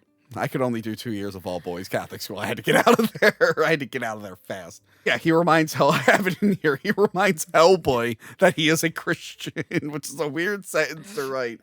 And he breaks his horns off. In the name of Jesus. Ah! And then he stabs Rasputin in the stomach. He's like, "Sorry to disappoint you. My bad." Yeah, they grab Liz and they get out of there. But then Rasputin's just like, asshole. God damn it, once again. This happened to me again. It's like, well, now you're going to have to deal with this little squid guy that's inside of me. Yeah, it's very Alien. Yeah. The fact that, like, once again, Alien versus Predator coming back into play. You would have done such a good Alien versus Predator. Comes out of Rasputin, It's kind of tiny at first, and then it starts growing. It starts growing, and yeah, Elsa, she grabs Rasputin. She's like, "Hell will hold no surprises for us. Let's go get crushed by this tentacle now," and just allow themselves to get slapped by the tentacle. Further down the corridor, he leaves Liz with Myers. He's like, "I'm gonna go fight that thing. I'll do my best. Here's the grenade belt. Gonna go beat him up." And I do like this moment where he's like, "How big could it be?" And then the fucking tentacle comes in and grabs him. And it's gigantic. I do like the fight scene where he pulls out the big stone sword. I thought that was cool because it's not even I don't think it's a real sword. It's just a statue of one. But he's using it. He's chopping off those limbs and shit. Gotta be resourceful. And then he is fireproof, so he decides to go into the belly of the beast and blow it up from the inside, like Men in Black. This movie ripped off Men in Black. Cancel Hellboy. No. So yeah, pretty. I remember at the time being felt like that was a real easy way to kill the final boss. It's not even that long of a fight scene. No. At this point, I'm already. The big moment was him deciding, because what makes a man? It's how he chooses to end things. Apparently, is the lesson we learned from this. But yeah, he comes back. Liz is back. Apparently, Yeah. Don't say Liz, he comes down the hallway and Liz is all chipper and cheery. She's still dead. Yeah. Hellboy just comes to her and then he whispers in her ear. Yeah. And then she wakes up and he's like, yeah, I was like, hey, you on the other side. If you don't give her back, I'm going to come over there and kick your ass, basically. And she's like, oh. And then they kiss. Yeah. She turns into fire. And because he's fireproof, it works. It works. And Myers is just standing there like the cuck that he is, smiling. And then the movie ends. And then we get a little post-credit scene, too. Wait, there was a post-credit sequence? Like a little tiny one. What was it? I can't tell if you're joking or not. No, I don't know if I might have never known this. Yeah. Remind me, tell me what it is. I want to see if Manning. Manning's like, hey guys, I'm still here. Oh, yes. Okay. No. I do remember that now. Yeah, because earlier in the film, he's like, can you call me? It's kind of spooky in here. Okay. Yes. Now I know. I know. Now I got to watch Hellboy 2 and see what the post-credit sequence was in that. Yeah, I don't remember if there's one or not. I didn't realize there was a post-credit sequence in Pacific Rim where Ron Perlman digs himself out of that monster. Oh, yeah. And then he doesn't show up in the sequel, so it was like totally pointless. Well, Hellboy. He was just like, I'm done with this. This movie still holds up. Yeah. It's it may be like one of those awesome movies that it's very nostalgic for me. Yeah. I love it so much, and I love the Hellboy character. Yeah. But, I mean, the movie's so much fun. It's a cool idea. It's an interesting concept. I think it's executed well. Again, I'm not super well versed in the lore, so I don't know if there's any like really bad changes, but as an outsider looking in, I think I'm fine with it. Yeah. Some of the CGI, you have a little bit of that rubbery 2004 CGI, but that was everywhere. Yeah, and honestly, time. Since a lot of the movie is pretty dark and there is a lot of practical effects, it doesn't take away from it. Yeah. I guess my only real complaint is that the villains just aren't, other than Robo-Nazi, the two like main villains, the guy and the girl, they're just not that interesting. Yeah. Yeah. They don't do it for me 100%. But yeah, I really, really enjoyed it. I was excited when they made a sequel. Disappointed that this trilogy didn't end. They did do animated films, which you have the figure for there. I do have the animated films. Yeah. I just couldn't find them. And if I remember right, the actors from this do the voices in that, right? I think not all of them. Not all of them, but I think Ron Perlman definitely does. So. Yeah, and like I said, I still haven't seen the reboot. And it was like on Tubi and stuff for a while for free, and I'm like, I couldn't be bothered. No. I like the director of that one. I forget his name. I think he's the guy who did Dog Soldiers. It's a shame because like there is some good stuff with the reboot. Like I kind of like Milla Jovovich's. I can't say her name. That's Jovovich, fine. I go back and forth between Jovovich and Jovovich. That's fine. Yeah, like she's a witch and all that, and she's trying to bring all these like fairy tale kind of creatures back, but like these evil fairy tale creatures. Yeah. And like some of the monsters that they use in that movie are pretty cool, but then some of the other stuff is just like I just didn't think he looked good as Hellboy. I thought he looked weird. Yeah, and he's also like less bulky. And I think for Hellboy, because of the character he is, like you need him to be bulky. Yeah. And like David Harbour, even though he did all that workout and he had those muscles for it, they still kind of slimmed him down. Was it like different enough for it to even justify being a reboot? Could it just been like, this is a different Hellboy adventure? I mean, I would say they could have gone with it was a different Hellboy adventure because Liz isn't in it. Yeah. Myers isn't in it. Broom isn't in it. No, he is. I'm sorry. He is. Broom's in it. Abe? Is Abe in it? Abe is in it. Oh, they did Abe again. Abe is not in it. I lied. Well, they preview Abe at the end of the movie. Oh, okay. So well, it doesn't matter because now we're getting another reboot. It's going to be Hellboy versus the Crooked Man. Famous monster. If you've seen Conjuring 2, you know who the Crooked Man is. Mm-hmm. I will say the only thing I wanted to see from the reboot was that he fights a Baba Yaga. She's the witch with the chicken house. That stuff was those scenes were pretty cool. Yeah. I don't know. I played that Tomb Raider game where you have to fight the Baba Yaga. And I think I watched a movie with a Baba Yaga. Baba Yaga's pretty popular. She ends up with a lot of stories. I always get annoyed in the John Wick movies when they call him Baba Yaga. And I'm like, I know that is a witch, but I feel like that's a very specific witch. John Wick doesn't have a chicken house. No. It'd be cooler if he did. Yeah, it'd be cool if he was saving instead of the dog thing, it was chickens, and everybody was calling Baba Yaga because he loves chickens. And he's carrying around his chicken. I heard that David Harbour apparently called Ryan Reynolds. And it's like, hey, what was it like after Green Lantern? Because I think I just did a really bad movie. But David Harbour bounced back from it. Yeah, he'll be fine. But yeah, maybe I'll check it out finally. But yeah, we should definitely come back and do Hellboy 2 at some point. Yeah. That is. We could do the reboot. We could talk about the reboot. God damn it. I guess I'll watch the reboot. I think just to. Maybe I'll like it. Maybe it'll be my favorite one. I don't think it's going to be your favorite. I don't think it's anyone's favorite one. But yeah, I remember Jeffrey Tambor pre-cancellation. Mm-hmm. I remember him being on Twitter being like really upset that they were rebooting it. It's like, we've been wanting to do a third movie for like ever. Like, I wish they would have just finished that storyline. I know. But. Gah! Do it as like a Netflix movie or something. It doesn't have to be theatrical. It could be a low budget movie. I just want to see it end. Anyway, that is it from us. Monica. Yes.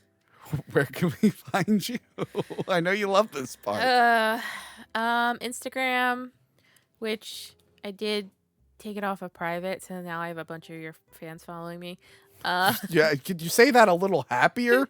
I have a bunch of your fans following me. So at Story in the End. Did you get any creepy DMs yet? I don't think so. Oh, good for you. Not everyone gets them. Do you? Oh, I've definitely gotten some creepy DMs, of course. I thought you meant like the other female hosts of your show. Which yeah, some of them do. Some of them do. Okay. You know what? Not so much these days. Because, spoiler, if you send a creepy DM to a girl on the show, they will forward them to me.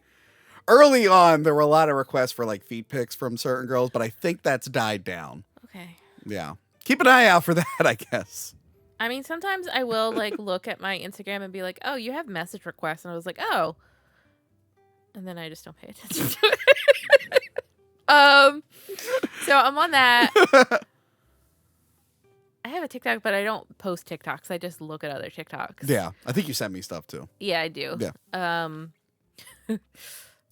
Are you on Threads? I am not on Threads. Threads is awful. Is it? Okay. I can't, like, not a social media rant. I joined it because I heard you could post links on there. I'm like, well, that's another way to get the show out to people. Originally, I wasn't going to do it. It is the For You tab is garbage. The thing is, it's made by Facebook. So you think they would know how to do this by now? And it's linked with Instagram. So it should be, in my mind, it should be the For You tab should be like, here are some people you follow and the things that you look up on Instagram. Instead, it's just people complaining about bullshit. Just nonstop complaints. I'm like, what the fuck is this? Like they're just complaining about anything or complaining about Threads? No, just anything. Okay. Just anything. I'm just like, oh my God. Like, so is it like basically the new Twitter? It's basically the new Twitter. Okay. More left-leaning people complaining. Twitter is the more right-leaning people complaining. But it's just as annoying. It's really... So I'm not on Threads. It's not on Threads. I'm on Threads. I'm on Threads. But that's it. I just don't understand how, like, a huge social network company dropped the ball this hard. I'm like, wait, you guys had two that worked really well. How did you fuck this one up? It shocks me. It shocks me. Well, I mean... You can follow me on X. It's called X now. Oh, I'm sorry. I forgot. Yeah, follow us there. And yeah, let us know. Do you like Hellboy? Are you happy 20 years later? Are you still happy with this movie? Or did you go all in on the reboot? You invested all your time and energy in it. You had plans for where the series was going to go, and they've already started to reboot it. Let us know. Goodbye. I keep going to turn off the audio thing, and I forgot that I moved it here. Remember to like, comment, and subscribe. Check out our other videos and Patreon page. Talking about tapes.